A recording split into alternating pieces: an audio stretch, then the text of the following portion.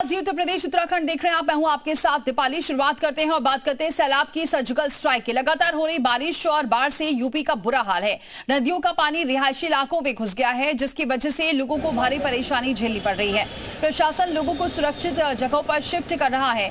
साथ ही बाढ़ प्रभावित इलाकों में लोगों को राहत सामग्री भी पहुंचाई जा रही है।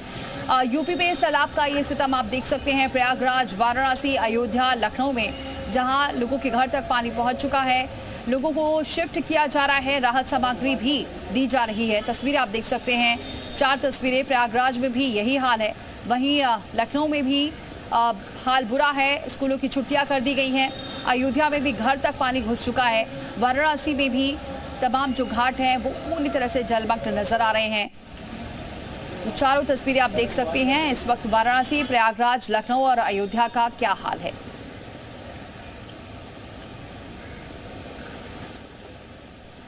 तो यूपी के 17 ऐसे जिले हैं जो बाढ़ से प्रभावित हुए हैं, जिसमें 37 तहसील के 402 गांव बाढ़ की चपेट में हैं।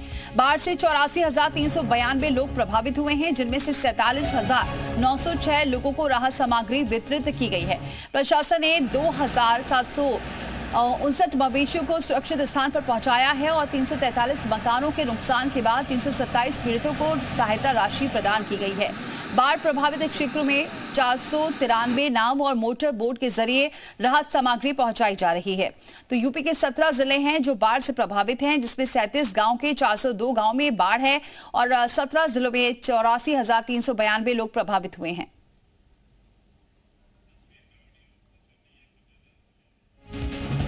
तो वहीं राहत शिविरों में रह रहे 11,248 लोग जो हैं, उसमें कई लोगों को शिफ्ट भी किया गया है। इसके अलावा आपको बताएं, बारिश का ऑरेंज अलर्ट जारी कर दिया गया है। 15 जिले ऐसे हैं जहां ऑरेंज अलर्ट जारी किया गया है। खासतौर से सिद्धार्थनगर, गोंडा, बलरामपुर, श्रावस्ती, बहराइच, लखीमपुर, सीतापुर, मथुरा, हाथरस, आगरा, बरेली, पीलीभीत और शाहजहांपुर, संभल, बदायूं, ये वो जिले हैं जहां ऑरेंज अलर्ट जारी कर दिया गया है। भारी बारिश हो सकती है, जिसके लिए पहले से ही चेतावनी जारी कर दी गई है।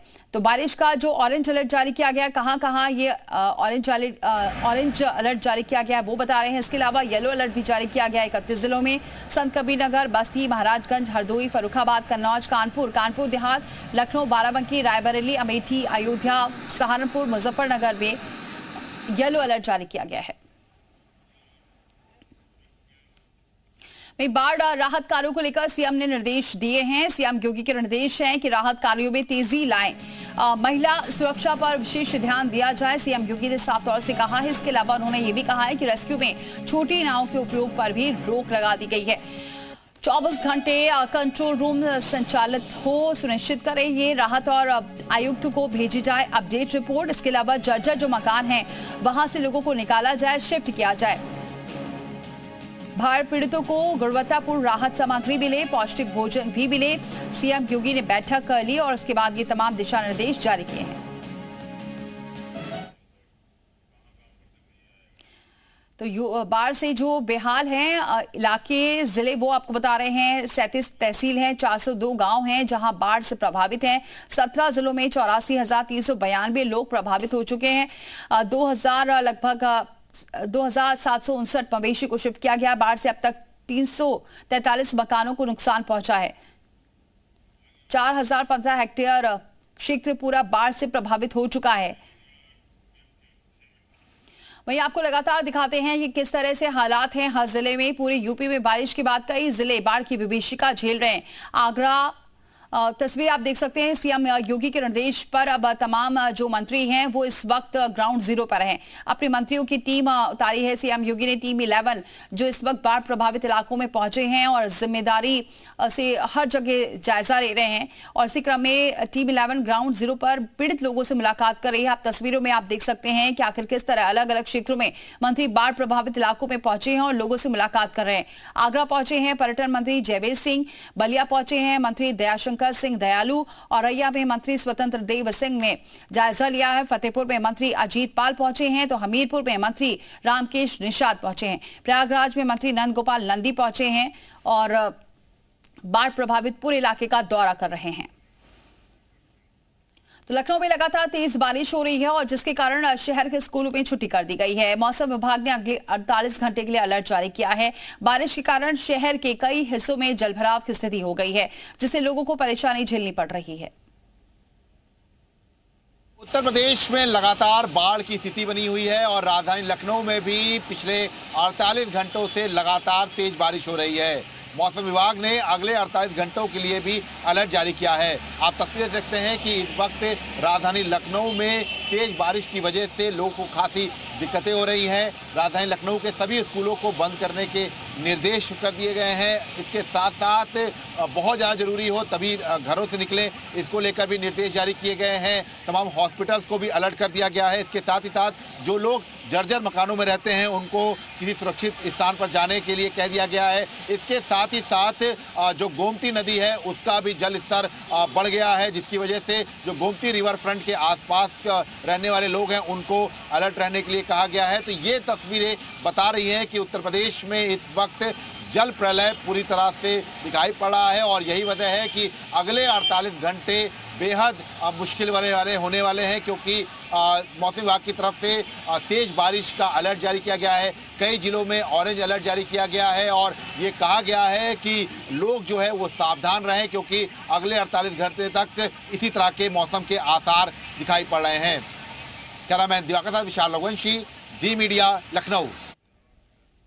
वहीं वाराणसी में भी गंगा नदी का जलस्तर बढ़ने से बाढ़ की स्थिति पैदा हो गई है। गंगा का मौजूदा जलस्तर 72.20 मीटर दर्ज किया गया है, जिसमें तटवर्ती इलाके जलमग्न हो चुके हैं। BHU ट्रामा सेंटर तक पानी पहुंच चुका है, जिससे वहां की स्थिति भी खराब है।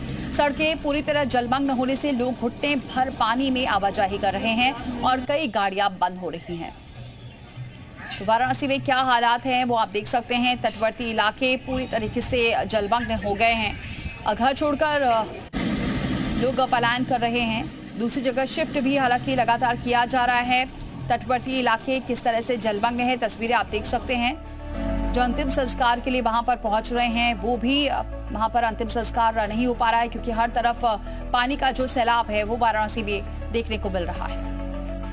वाराणसी में बाढ़ ने अब विकराल रूप ले लिया है। अब अगर बात करें तो ये सामने घाट से होते हुए अब BHU ट्रामा सेंटर की तरफ बाढ़ का पानी बढ़ रहा है। अगर आप तस्वीरों के जरिए देखिए तो तमाम जो लोग हैं उनकी बाइक बंद हो जा रही है और गाड़ियां लगभग डूब चली हैं और जो लोग हैं रोजमर्रा के काम के लिए यहां से आते जाते हैं उन्हें भारी दिक्कतों का सामना करना पड़ रहा है। और पूरे बनारस में कमोबेश अब यही हाल है। जो ज़्यादातर तटवर्ती इलाके हैं वो पूरी तरीके से डूब चुके हैं और कुछ इस तरीके से एम्बुलेंस की गाड़ियों में लोगों को बैठाकर ले जाया जा रहा है। जो कामगार हैं, जो सरकारी कर्मचारी हैं, जो ज़रूरी सेवाएं देते हैं, उनको एम्बुलेंस के जरिए लेकर जाया जा रहा है, क्योंकि पानी काफ़ी ज़्यादा सड़कों पर भर गया है और धीरे धीरे गंगा का रफ्तार बढ़ता जा रहा है। मौजूदा स्थिति की बात करें तो बनारस में गंगा 72 मीटर के ऊपर बह रही है, यानी खतरे के निशान से भी ऊपर अब गंगा का जलस्तर हो चुका है। और काशी में ये चिंता का सबब बनता जा रहा है, क्योंकि जिस तरीके से बाढ़ लगातार बढ़ती जा रही है, अब लोगों का जो रिहायशी इलाका है, जो घर है, अब वहां तक गंगा का पानी पहुंचता जा रहा है। अगर देखिए यहाँ पे जो ऑटो आ रही हैं, जो बाइक्स आ रही हैं, वो लगभग डूबती हुई सी नजर आ रही हैं। लोग घुटने भर अपने पानी में चलते हुए किसी तरीके से काम को जा रहे हैं। हमारे साथ कुछ लोग भी हैं। किस तरह की परेशानी हो रही है? बहुत परेशानी हो गया है। मेरा घर झोपड़ी सब डूब गया है।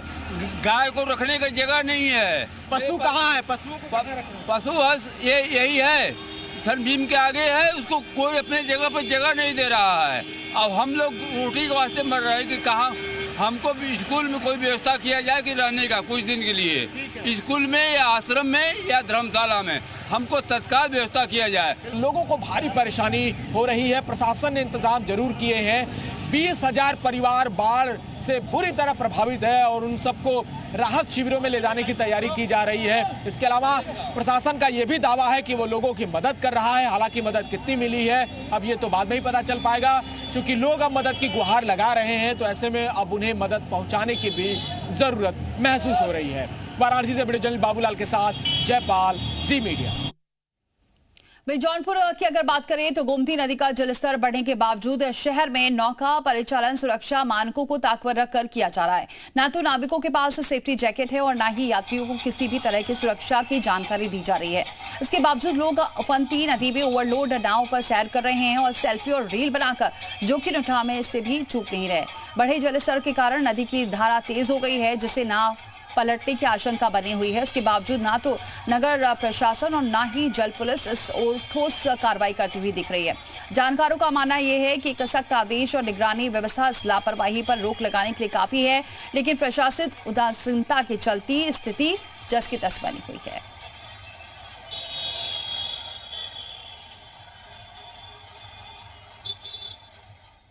प्रयागराज के जिलाधिकारी मनीष वर्मा ने देर रात बाढ़ प्रभावित क्षेत्रों का निरीक्षण किया है, जिसमें एनडीआरएफ की टीम भी उनके साथ थी। इस दौरान उन्होंने बाढ़ में फंसे लोगों को हर संभव मदद का आश्वासन दिया है और उन्हें बाढ़ राहत शिविरों में जाने का अनुरोध किया है।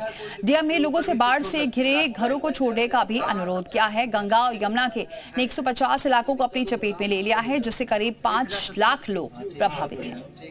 कोई बात हो तो तुरंत फोन करना। ठीक सर, थैंक यू सर। नहीं हम लोग आपको अटेंड करेंगे। ठीक सर, ठीक। और कोई फंसा तो नहीं है ना इस बिल्डिंग में आपको? नहीं, इसके पीछे वाले में 2 लोग हैं। हाँ, नहीं वो खुद से हैं या फंसे हुए हैं? खुद से हैं। रहने खाने की व्यवस्था है यहाँ पर, उसके अलावा भी है। इसके अलावा भी है। कंपोजिट विद्यालय है वहाँ पे, उसमें बहुत अच्छी व्यवस्था है।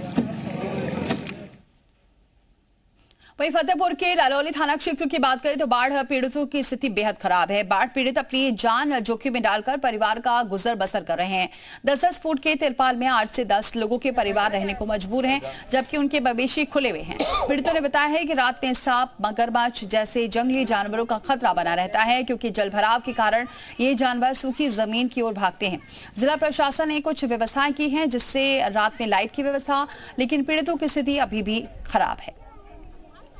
ऐसे खड़े रहो। फतेहपुर जिले के बाढ़ कैंपों में रात के वक्त कैसे हालात रहते हैं, ये दिखाने के लिए जी मीडिया की टीम ग्राउंड जीरो पर मौजूद है। आप देखिए ये लोग इस बाढ़ के समय में किस तरीके से अपने जो है जानवरों के साथ इस तरह की पन्नी की ये तिरपाल छाकर इसी में अपना जीवन यापन कर रहे हैं, गुजर बसर कर रहे हैं। कुछ लोग हमारे साथ मौजूद हैं, उन्हीं से जानते हैं कि क्या समस्याएं होती। क्या नाम है आपका? किस्मती। अच्छा, ये इसमें कितने लोग रहते हैं? इसमें हम 5 लोग रहते हैं। अच्छा, कौन कौन? लड़के बच्चे से। कितने बच्चे हैं आपके? हमरे 3 बच्चे हैं और 2 पति पत्नी।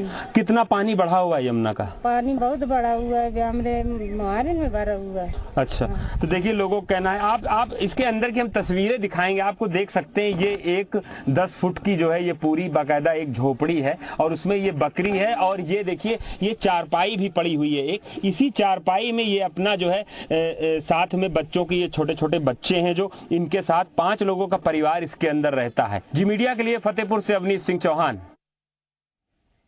बांदा में यमुना और केन नदी की बाढ़ ने लोगों की जिंदगी तबाह कर दी है। बाढ़ के पानी ने घरों में घुसकर सब कुछ बहा दिया है, जिससे लोग मजबूरी में सड़क किनारे शेल्टर होम बनाकर रहने को मजबूर हैं। रात के अंधेरे में ये लोग किसी तरह से पॉलिथीन बिछाकर सोने को मजबूर हैं, जबकि मवेशियों को भी अपने साथ लेकर ऊंचाई वाली जगह पर हैं। खाने पीने की समस्या गंभीर है, छोटे बच्चों को दूध तक नसीब नहीं हो रहा है। शासन के मदद के अभाव से ये लोग परेशान हैं। बांदा में बाढ़ की स्थिति अब भयावह होती जा रही है, जिसके चलते लोग अपने घरों से पलायन करने के लिए मजबूर हैं। हम इस समय बांदा में हैं और जो बाढ़ प्रभावित लोग हैं जो अपने घरों को छोड़ करके बाहर आए हुए हैं, कुछ सड़कों पर अपना अस्थायी पन्नी डाल करके रह रहे हैं, तो जानवरों को कहीं रोके हुए हैं, किसी तरह से अपना जीवन यापन कर रहे हैं। भारी समस्याओं का इनको सामना करना पड़ रहा है।